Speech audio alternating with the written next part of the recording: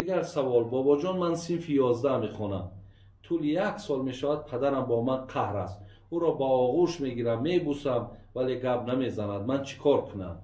من پدر و مادرها را وقتی که این خیل فرزندایی را که خدا به شما داده است که شما را در آغوش بگیرن، از شما بخشش پرسن، شما این پدر و مادر دل سخت دلسیاه نشوید. شاید این پدر یا شاید این مادر ولی ندیده است که به حرمتی فرزند که ندیده، ولی این نازت این قهرت امی جهته. پدرها و مادرهای را میدانم که فرزندا را دشنامهای کوچگی میتن بیزار شدگیان، دعا میکنن که خدای مهربان تیزتر جانشا بگیرن. فرزندای هست که مثال چقدر اذیت عذاب و لطقین میکنن پدر و مادرها را. برای همین وقتی فرزندکایی که شما را در آغوش میگیرن، یگان خطا کردن یا لغزش کردن، شرط نیست که در او دیگه همین 4 زانو بشینه عاقد کردم، من اعتراضی نیستم. فرزند بشنان، او فرزنده، او بچه، او میوه دیله، او را بشنان.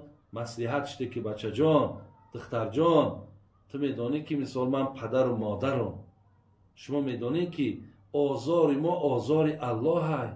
بچه جان این کار دیگر نکن که مرا دلم نمیبرداره. بچه جان حرمتم که به قدرم برس. مقصد حاجی را گوش که درباره پدر و مادر چی میگه، یا فلان کتاب بیار، یک کتابک درباره پدر و مادر پرازیر بیار، بچه میره بخون ببین پدر و مادر چه حق داره. شما فرزندا را تربیه کنین، فرزندا را عاق نکن، فرزندا قهر نکن. این به ضرر میگن همون قهر دیوانه، ضرر دیوانه. شما فرزندا را وقتی شما را آغوش دا بگیرن، پیشتون بیا بگه ببخشم، الله را با این تواناییش میگه بخشیدن دوست میدارم. برای این پدر و مادران شما فرزندا را ببخشید. چی لغزشی میکنن؟ ببخشش، نصیحتش کن، انشاءالله همش خوب میشه. الله مهربان توفیق دهد که این خواهرچه ما است یا دادرچه است، مقصد از شما خواهش میکند، عذر میخواهد، شما عذری را خواهشی را قبول کنید، زیرا با ناشکری نشود و بعد در یگان آفت بزنید، هم فرزندت هم خودت. خب سوال دیگر: در مهاجرت در نقلیات یعنی تاکسی باشی، ناخواست ماشینت با صدمه دچار شود و همان شخص وفات کند، آیا شهید می شود یا نه؟ یعنی در غریبی برادران عزیز و گرامی، وقتی شما در صدمه میزنین، این معنای شهیدی را ندارد، ولی از بس که غریب که هستین، انشاءالله هر کسی در غریبی بگذرد درجه شهادت هم میبرد.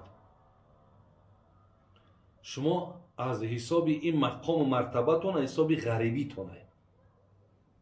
لیکن شهیدها را پیامبر نازنین گفت است که از شهدا 5 شهیدا 5 نوند، در بعضی حدیث ها 7 نوش هم آمده است. یکم میگه المطعون، کسی که از کسل طاعون یعنی از وبا، از ویروس، این میگه کرونا ویروس کسی میبرد، این میگه درجه شهادت هم میبرد. دو میگه المبتون، کسی که شکم درد میبرد یعنی شکم رو میشود، همین هم درجه شهادت هم میبرد. سه میگه الغریق، سیم کسی که در آب غرق میشود.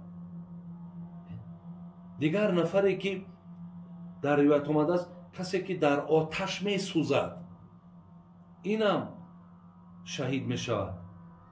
و دیگر پیامبر گفتند کسی که زیر یک بینا میماند، یک بگیم دیوال است، چیزی باشد در بالای آدم وقتی چپه میشود، اینم گفتند شهید است.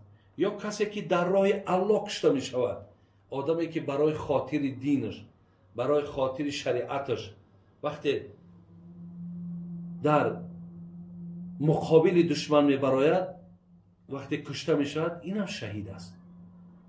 پیامبر گفت کسی از کسلی دق نفس، اسما میگیم، از این مثال دنیا میگذره، شهید میبره.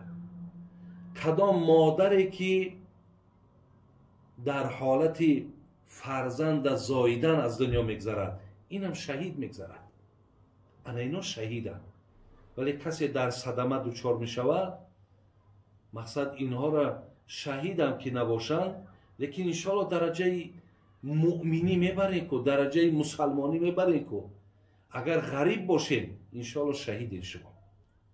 الله مهربان حفظتان کنه. خدا هیچ وقت در این آفت ها و در این مصیبت ها شما دچار نشوید. سوال دیگر، در نماز جماعت وقتی آمدیم که رکعت آخر در اتحیات هستند، آیا نیت کنیم یا نه؟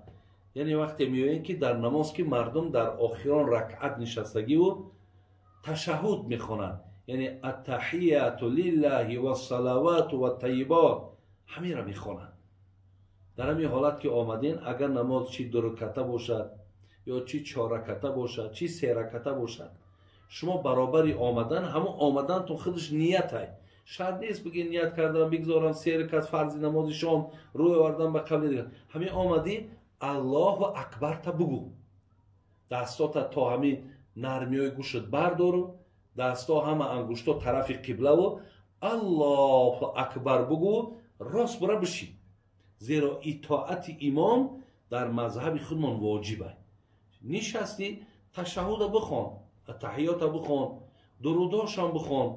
وقتی که اونا سلام دادن تو سلام نتی، ایجاد بخیز، 4 رکعته که باشد همون نیت کردگی خودش علاقه قبوله.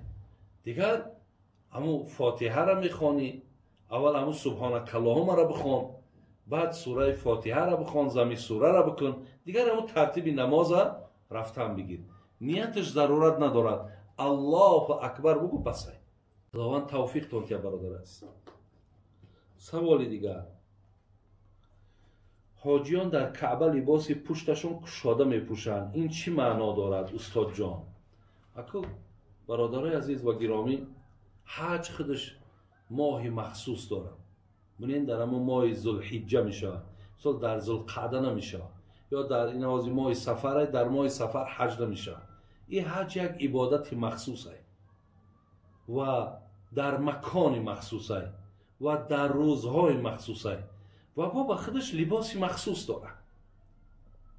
برای این لباس حاجی ها لباس مخصوص است و این یک بگیم که یک مثالی هم هست که تا همه دانه که ما بین در همون لباس همون سفیدی که یک سانک در گردی همی پشت و شکم ما پیچاندگی است، معناش همیه که شما اگر دنیا که در دستان باشد، این همی سفر شما با همی یک کفن است، این یک سانقتی دنیا را پدرودین با خودت، این چیزهایی که داری با خودت نمیبری. دیگر این که این یک نشانه قیامت است. قیامت هم مثل که در اینجا میلیون ها در درون کفن ها پیچاندگی‌اند، اونجا تماما با کفن نیست، یعنی اونجا تماما لباس نیست. این هم یک مثال هم قیامت است.